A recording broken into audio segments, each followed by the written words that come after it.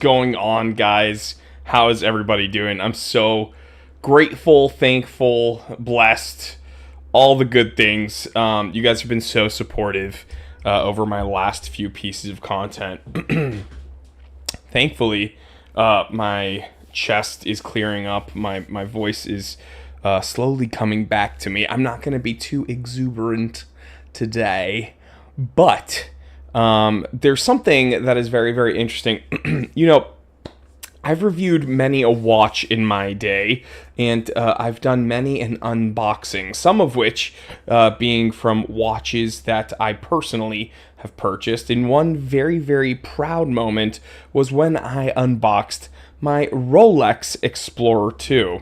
And that watch looks a whole lot like, drumroll please, this one. Yes, a 16570. This is what I consider the golden Explorer 2, even though, thankfully, the dimwits over at Rolex have not yet put gold on the Explorer 2, although for some reason they thought it was a very good idea to put gold on the Explorer, which is, I think it's, I don't put any stupid decision past Rolex at this point, but that was such a dumb thing to do. And then year after year, people still theorize that they're going to make a full precious metal Explorer, which, before that two-tone came out, I would have said never, but now, because they released that two-tone, and, newsflash, it didn't sell well, who knows? They very well might just double down and make a solid gold Explorer. And guess what? It probably still won't sell well. We have people showing up. Flat Tire says, perfect timing, just sitting down for lunch. Hope you're doing well. Time Teller, thank you so much, man. Thanks for all the well wishes. And guys, if you are here from the future watching this a little later on, then please comment 88 miles per hour so I know that you're coming back from the future. You know what I mean? And then we can talk in the comment section. Guys, comments really do help a whole lot when it comes to content being promoted throughout, the algorithm. So I really do appreciate everybody here.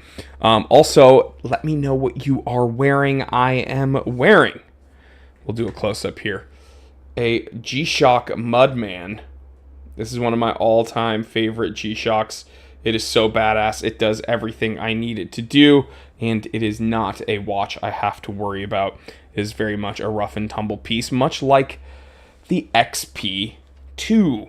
Now, this 16570, I really do believe, is the golden XP2, and I will explain why in a moment. But when I, inevitably mention this watch, whether it be in a state of the collection, or when I talk about GMT's true versus collar, or when I reference, different size oyster cases, people ask my opinion about this watch and why this watch over any other watch and this and that. And once and for all, I want to go over one of the silliest, funniest, most Rolex things about this specific Rolex ever. So we're going to get into that in a moment. First, I do need to thank my sponsor because, guys, you guys support me a ton by watching and commenting and liking and sharing, of course, but this channel could not survive. I literally couldn't survive without, external support. And I really appreciate people like Wolf Watch Club. They are doing, there's like almost no entries left for the Chris Ward 12 Winner's Choice. You guys can enter at the link in the description below this live stream. And if you do win, which the odds are actually quite good, you can choose from any of these watches. There's multiple sizes and there are multiple dial colors. Also, they do have an XP2 up for grabs. Again, link in the description below. So we also have Christian Smith here. So, okay, going to the XP2, it's funny. I spoke about this last week on Wolf Watch Club's channel during their Sunday live stream. And I have much more of a reach here. So I do want to, I guess promote this information here because I think that it is just, it's such weird horological nerd trivia. But okay, this is the earliest XP2. Okay, this is the 1655, and of course, from like a collector's standpoint, it's very, very sought after. It's very expensive. They do big numbers on the secondhand market. Tyler Miller is here. What's going on? Christian says he has the 16570. Awesome, good choice. Although this looks cool, and although the history is very cool with this 1655, I think it's actually the worst one. And here's why. Okay, you get a matte black dial, you get a date complication with a Cyclops, you get the Oyster case 40 mil, you get the 24-hour bezel, and you get a big, bold, beautiful GMT hand, right? Absolutely not. That's not even a GMT. It's a day-night indicator. It's an AM/PM indicator. So this watch, God bless them at Rolex, they were like, we want to make a watch that is incredibly specific. Like, it is incredibly specific. We already have a GMT with the GMT Master Series. Now we want a watch for people that just hang out underground. That's it. That's all they do, and nothing else. And so this watch is made for spelunkers that go in caves, and they spend, I guess, theoretically, enough time in a cave to where they don't... Here, sorry, guys. They spend enough time in a cave that they don't know if it's day or night anymore. That's what this design was for. So this is not for tracking 2 time zones. It's for, you will be underground exploring, and you look at your watch, and you're like, oh, okay, it's nighttime now. Oh, okay, it's daytime now. I think that's crazy, but in my opinion, I think that is the, like, dumbest use of that. I think a GMT is obviously much, much, much more useful, but hey, you look at the early marketing, I think it's cool. They have someone literally climbing on some stalactites and stuff, and, it's whatever. Very, very cool. We're going to talk about why this is the silliest, most Rolexy Rolex ever. More than the Submariner, more than the Daytona. Okay, so Rolex is a business, obviously, and I know that the nerds out there are going to go, actually, Rolex is a foundation. And did you know that they're a charity? So blah, blah, blah, blah. They're actually owned by the Hans Wilsdorf Foundation. So yeah, I don't care, dude. They're a business, and they have a bottom line, and the bottom line is to make money, right? So it's not weird that there are multiple famous people that have been attributed to various Rolex models throughout the years. Okay? Now, people think, oh, well, it's actually the fans that gave, Rolex those nicknames. Like, Rolex didn't give their Rolex Batman the Batman name. They didn't give the Pepsi name. They didn't give the Coke name, or the root beer name. I get that. Like, that may be true, that it's the fans that did it. But if you believe that the John Mayer Daytona was the nickname given by fans, you're wrong. Literally, Rolex and John Mayer, like, they came together as a collab. And that's what it is. The Paul Newman, okay, maybe that one was finally, that's the proto of all of this.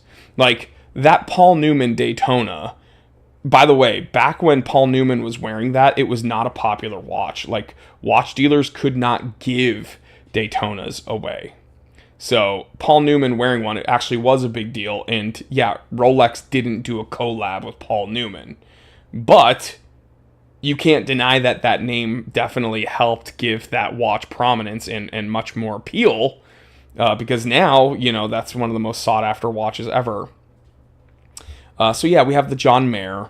One of the early root beers, right, was the Clint Eastwood, because Clint Eastwood wore that.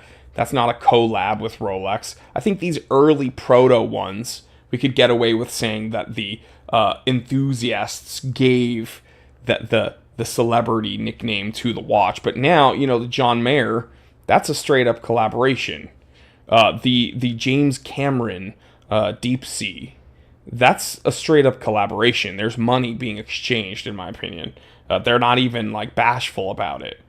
And what's funny here is even in the early-ish days, when the 1655 came out, they saw their Clint Eastwood Daytona. Their Clint Eastwood GMT. They saw the Paul Newman Daytona, and they were like, this is a new watch, has a very, very, very hyper-specific complication that probably the majority of people will not understand or use, because although it's very, very straightforward, like it is day-night, most people that are going to buy this are like, why do I need this? What's the point, right? So they're like, we need to add some cachet to this watch. Well, we already have Paul Newman. We already have Clint Eastwood. Steve McQueen is pretty cool. So they attached the Steve McQueen name to this watch. Rolex did. And they started promoting this as the Rolex Steve McQueen. Now, I don't think any actual money was exchanged between Rolex and Steve McQueen for this, but it was Rolex that rolled this out and kind of just kind of folded in the Steve McQueen likeness, right? The bizarre thing is that at this time, Steve McQueen had already been well known for wearing the Hoyer Monaco, because he's a race car guy, right? He's the king of cool. He had also been seen wearing Submariners of this era, but he had never been seen wearing this watch or even spoken about this watch, ever. Like, to his death. And so this is why, in my opinion, this is the most Rolexy Rolex ever, because Rolex became, this is the turning point, where Rolex became incredibly self-aware, and they're like, okay, people are giving our watches nicknames already with Paul Newman and Clint Eastwood. We're going to go ahead and just say this is Steve McQueen. And then now look where we are. Where you have John Mayer, you have James Cameron. We're going to have and every other watch brand does this now, right? So this is absolutely the most Rolexy Rolex ever. I also do think that although I love the 1655, I think it is the worst Explorer 2. Because I think that this is a stupid complication. That's just me. Chat, you let me know what you think. As we move on, look at that. The patination makes it look very, very appealing. In my opinion, I really love that look. The the swollen tritium and everything. I think it's very cool. And you can't deny that that's not like, I mean, it looks the part, right? A tough watch. I love the custard, the orange, the matte. It just, the Cyclops, everything about it is very appealing to me, but I understand if you're not a big fan. We move on and we see this. This is when, okay, so this is technically a 16550, and this is is pretty much the most sought after of this series because it has polished borders on the handset and on the indexes, but that's not what we're going to skip past that and go over to the 16570s, which is what I think is like the golden age. This is a 40 mil case, much like the 1655, but they changed things up in a pretty big way. First of all, they made the GMT hand long and skinny, baby, and they gave it red. And I kind of buried the lead there a little bit. It's a GMT now. So finally, can we get a round of applause here? The Explorer 2 has a useful complication. It's like, this is actually something people will use regularly, in my opinion. How often are you in a cave where you don't know what the AM, like if it's day or night? How often are you anywhere where you don't know if it's a day or night? Like that's crazy. You know what? The more I think of it, the 1655 should have been a Submariner. The people that are actually on submarines, right? they might actually, like, they're stuck for like months at a time. They don't know if it's day or night. They go little kooky. So I think that's, why didn't they roll out the Submariner? Oh, well, it's because the Submariner came out in the 50s and they didn't know how to do any of that stuff. Anyway, I digress. This is the best. This is the first best, in my opinion. Red, white, polar, incredible. If you get a 16570 with a black dial, I think you did it wrong. But some people just do not like white dial watches. I'm clearly very biased because I own a polar 16570. Then, as we go on, the truth is, Rolex kind of just, I guess, made it robust and made it better, and I don't blame them. They kind of decided to pay homage to their former, Explorer 2s by going back to the orange, which I think is a very good contrast with the black dial or the white dial. If you like polar or you like black, I think that this shape and the color, again, is paying tribute to the OG Explorer 2. I think the fact that this is a GMT, they didn't go back to AM PM, is incredible. And I think that the again, orange signage, I think, is very fun. I think that they did a good job keeping it a true GMT, and it's just obviously a little larger of a profile. It's not going to wear like a 40 mil. It's a 42. But that's, oyster cases wear bigger than they do on paper, but you don't have to be enormous to pull this one off. I really do think that this is a fun one. And again, here's what I will say. 1655, you didn't have a choice with a dial. You had to get black. If you go into the 16570 series, you have to get polar, in my opinion. Getting a black 16570 is boring, and I don't think they look good. Going to the modern XP2s, like where we are today, this is actually interesting. I think they look good in white or black. And that's why I think they did the best job with this, because now you actually have two dial options and they look good both ways. So, like with the 16570s, they only looked good one way.